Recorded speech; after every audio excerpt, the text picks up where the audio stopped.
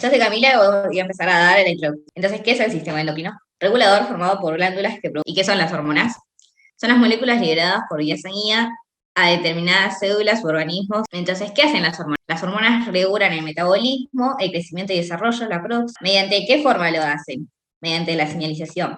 Y hay la paracrina, endocrina, autocrina. En la señalización autocrina, la célula envía sus propias señales y es recibida. En señalización paracrina, tenemos una célula secretora y una célula diana, que envía sus moléculas. En la señalización endocrina pasa lo mismo, hay una célula emitora de transmisores, células dianas con receptores que las reciben, y la señalización sináptica, que se genera. Acá lo que sucede es que hay una especie de voltaje que hace que la vesícula con neurotransmisores llegue a la membrana de la neurona y sean liberados. Y ahora le toca a Agustín. Muy buenos días a todos, yo voy a hablar del eje hipotálamo-hipófisis y demás órganos blancos y comenzaremos haciendo un pequeño repaso por anatomía, diciendo que tanto el hipotálamo como la hipófisis pertenecen a lo que se denomina diencéfalo, que es una estructura que está por debajo de los hemisferios cerebrales y por delante del tronco encefálico. Continuando con la anatomía, dentro de lo que es el hipotálamo nos va a interesar conocer el núcleo lateral del hipotálamo y el núcleo paraventricular, ya que en dichos núcleos es que se sintetiza y se transporta hacia la hipófisis y de allí a la circulación las hormonas antidiurética y oxitocina. Continuando con la relación que existe entre el hipotálamo y la hipófisis, diremos que es la misma relación que existe entre un director de orquesta y los músicos propiamente dichos, ya que en el hipotálamo se sintetizan y se envían hacia la hipófisis todas las hormonas que se denominan liberadoras de somatotropina, tirotropina, entre otras cosas. Una pequeña animación. Continuamos. En lo que respecta a la hipófisis, de anatomía lo más relevante es que está ubicada en lo que es la silla turca del esfenoides, bien, que así podemos ver en la animación de 3 dimensiones. Como segundo dato relevante de la hipófisis es conocer bien su anatomía, mejor dicho, lo más básico de su anatomía, que es que está dividida en lóbulo anterior y lóbulo posterior. ¿Por qué?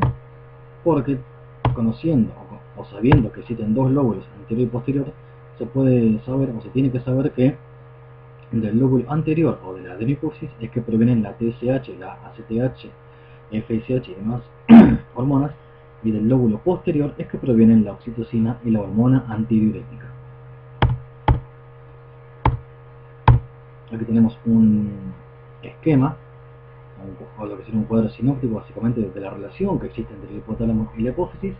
Como habíamos dicho antes, las hormonas liberadoras pertenecientes al hipotálamo pertenecen a la primera estación o al director de orquesta, y la hipófisis, como orquesta propiamente dicha, vemos que así se sintetizan y se liberan todas las hormonas que vemos en esa lista: adenocorticotropina, estimulante de la tiroides, folículo estimulante, luteinizante y demás cosas, junto con, como vemos en el dibujo, todos los órganos blancos de esas hormonas.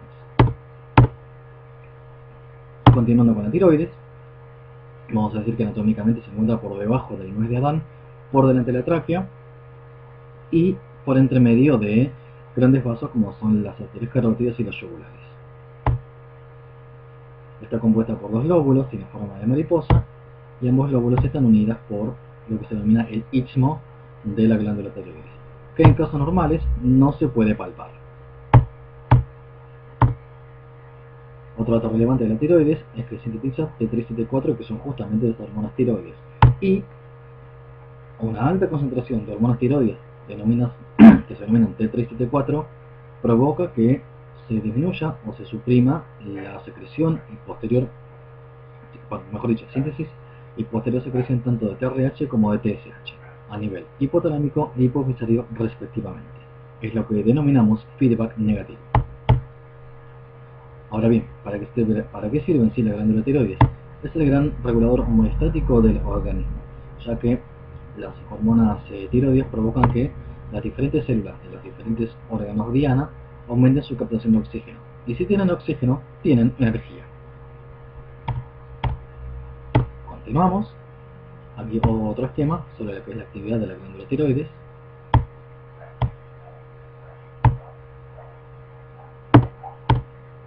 Glándulas suprarrenales, de nuevo con un repaso anatómico, son glándulas pares que se encuentran en ambos polos superiores de los riñones. A nivel microscópico está compuesta por una médula y una corteza. En la corteza, que es lo más preponderante en este caso, vemos que hay diferentes zonas compuestas por diferentes tipos de células, y si existen diferentes tipos de células, existen diferentes tipos de hormonas, y en diferentes tipos de hormonas existirá diferentes efectos según el órgano blanco. Aquí vemos otro esquema. Continuamos. Las glándulas, mejor dicho, las hormonas suprarrenales son la aldosterona, el cortisol, la adrenalina y andrógenos. La aldosterona, perteneciente a la cadena o al sistema. Muy bien, ahora me toca a mí de nuevo. Las gónadas. Las gónadas producen gametas, hormonas sexuales y son el órgano blanco de las hormonas liberadoras de gonadotropina. Estas actúan sobre el ovario en las mujeres y sobre el testículo en los hombres. Los ovarios y, bueno, los testículos. Respecto a los testículos, sabemos que la gonadotropina es una hormona liberadora que viene del lóbulo anterior de la hipófisis, como muestra acá, hipotálamo, hipófisis, hormona liberadora, libera tanto la utilizante como la folículo estimulante. En la folículo estimulante estimula las células de Sertoli para formar parte de la espermatogénesis, y la luteinizante que va al testículo y estimula las células de Leydig para formar la testosterona. En las mujeres o en los ovarios también tenemos ambas hormonas, que son la luteinizante y la folículo estimulante. La folículo estimulante va al ovario y estimula, promueve la secreción de los, actúa postparto. También viene del hipotálamo, luego va a la prolactina, células lácteas, y ahí se produce letotómica. Bueno, ahora vamos a hablar, yo, Micaela, sobre el tema de la hormona. La hormona de crecimiento es una hormona proteica segregada por la glándula pituitaria anterior. También tiene una amplia variedad de actividades biológicas, principalmente la promoción del crecimiento de forma directa o indirecta, mediada por más se nota el trabajo de esta hormona. Promueve el crecimiento estimulante. Estas pertenecen a la familia del factor del crecimiento, parecidas a la insulina, ¿sí?, al IGF. Esta, junto con la hormona del crecimiento y la hormona tiroides, uno de los efectos, que es el directo, actúa directamente a los transportadores y aumenta la síntesis, provocando el crecimiento y la diferenciación del cartílago. Aumentando el crecimiento del cartílago, ayuda a aumente la longitud del tejido óseo, así, altura. El efecto indirecto es la promoción del crecimiento de otros efectos endocrinos, que lleva a cabo por mediación de los factores, o sea que al promover la síntesis de las células del hígado o los hepatocitos, como digamos, la regulación de la hormona de crecimiento es muy, sí, y depende del estímulo hipotalámico de esta hormona, que sería la que la libera. Después la inhibidora es para darse cuenta de que, bueno, trabajando, se ve más en crecimiento, en tema, también cuando se encuentran con emociones fuertes, por ejemplo, el estrés, un dolor, cambios de temperatura, y por eso cuando los chicos empiezan a tener creces de golpe, como quien dice, levantas mucha temperatura. En la glándula pineal o epífisis, ¿sí?, está ubicada justo en el centro. No pesa ni más de entre 100 y 200, y sé que la melatonina ayuda al sueño. Es muy fotosensible cuando hay mucha luz, y cuando hay poca luz es cuando se aparece. La melatonina, bueno, es regulada por la luz, y al tomar melatonina se ve en varios estudios que se relaciona con el retraso de la circadiáticos. O sea, ayudar bien a dormir toda la noche y durante todo el... Ahora sí, continúa mi compañero. Bueno, yo soy Julieta y yo voy a pasar a hablar de las endorfinas. Las endorfinas son hormonas, a su vez son sustancias químicas denominadas péptidos opioides endógenos, que produce el organismo, y estas funcionan como neurotransmisores, estimulando receptores especializados en el sistema nervioso central, produciendo así la sensación de bienestar. De esta forma, actúan como si se tratara de una droga natural e inocua que no provoca adicción y es una fuente de bienestar. Gracias a las endorfinas, cuya producción es regulada por la glándula hipófisis, podemos sentir placer y disfrutar de la vida, y por eso se las conoce también como hormonas de la felicidad, pero además contribuyen a mitigar la sensación de dolor o situaciones estresantes, ante la cual actúa como un opiáceo. Además son consideradas un analgésico natural, y que al liberar hormonas intervienen en la respuesta sexual, regulan el apetito y fortalece el sistema inmune. Y ahora paso a hablar de los efectos de las endorfinas. Ante niveles bajos de endorfinas se puede producir cambios bruscos en el estado de ánimo, como ansiedad, estados depresivos o comportamientos de tipo obsesivo-compulsivo. Las personas que no producen suficientes endorfinas tienen más probabilidades de caer en adicciones de alcohol o drogas que les proporcione, aunque sea de forma temporal, satisfacción, pero que no consiguen por sí mismos. Al tener un nivel alto de endorfinas es muy positivo para la felicidad de la persona, ya que, como se menciona anteriormente, son similares a los opiáceos en su efecto analgésico y de sensación de bienestar, pero esta no tiene contraindicaciones. Siguiente diapo.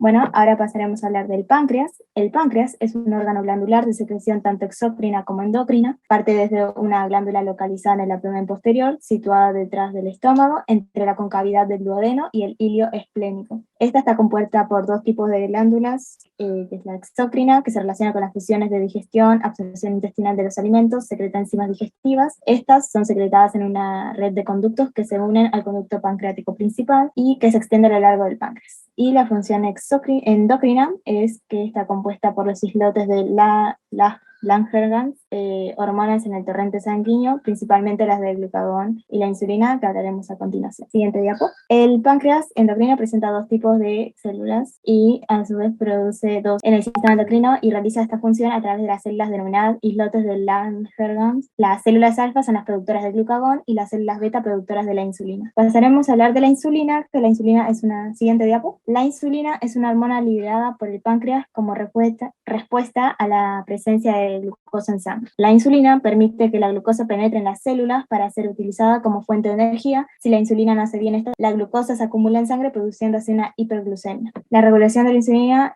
actúa sobre el hígado, facilitando la conversión de glucosa sanguínea en glucógeno. Sobre el músculo actúa favoreciendo la síntesis de glucógeno y proteínas, y sobre el tejido adiposo actúa favoreciendo la transformación de glucosa en grasa.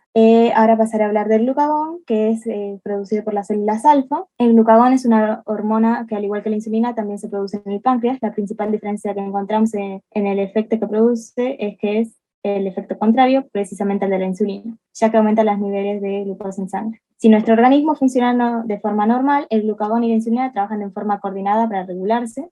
Si la insulina inhibe la secreción del glucagón, el glucagón activa la síntesis de la insulina, y así se consigue un equilibrio en el cuerpo. El glucagón secreta en respuesta a niveles bajos de glucosa en sangre y aumento del nivel de aminoácidos o estimulación por la hormona de crecimiento. Y su función primaria es aumentar los niveles circulantes de glucosa en sangre, convertir la glucosa almacenada en el hígado en glucosa circulante. Ahora pasa a hablar mi compañera Diana. Hola, yo voy a hablar de glándulas paratinoides. Las glándulas paratinoides son 4 pequeñas glándulas anexas a la glándula tiroides que secretan la hormona paratiroidea, esencial para el metabolismo fosfocálcico. Siguiente diapo. Las glándulas paratiroides son 4 glándulas pequeñas ovaladas que se encuentran anexas a las glándulas tiroides, 2 detrás de cada lóbulo. Siguiente diapo. La hormona paratiroidea y su acción en el organismo. Las glándulas paratiroides secretan la hormona paratiroidea, la hormona actividad pata hormona, constituida por una cadena de 34 aminoácidos. Esta hormona regula la concentración de calcio y fósforo en la sangre, por la cual provoca la absorción de calcio presente en la sangre, estimula la proliferación de osteoclastos o células óseas, estimula la permeabilidad de las membranas de las células óseas, formadora de huesos, aumenta la absorción de calcio y disminuye la concentración de fosfato, incrementa el nivel de absorción de magnesio e hidrógeno y estimula la capacidad de los riñones. Siguiente diapo. La relación de glándulas paratiroides con el calcio. Una disminución de calcio en la sangre hace que la paratiroides aumente su acción y secrete hormonas paratiroideas para lograr el equilibrio del calcio. Si la concentración del calcio disminuye, la paratiroides se hipertrofia y aumenta de tamaño. Otra causa es la disminución de calcio en las hormonas calcitonina o cuando disminuye la actividad de las paratiroides. su tamaño reduce, y esto sucede cuando la dieta alimenticia es muy rica en calcio o aumento de vitamina D, sin antioxidantes. Las enfermedades paratiroideas pueden ser la secreción de hormonas produciendo hipoparatiroidismo, o en otro caso cuando aumenta la secreción generando hiperparatiroidismo. También puede ser el raquitismo, osteomalacia o osteoporosis o cáncer.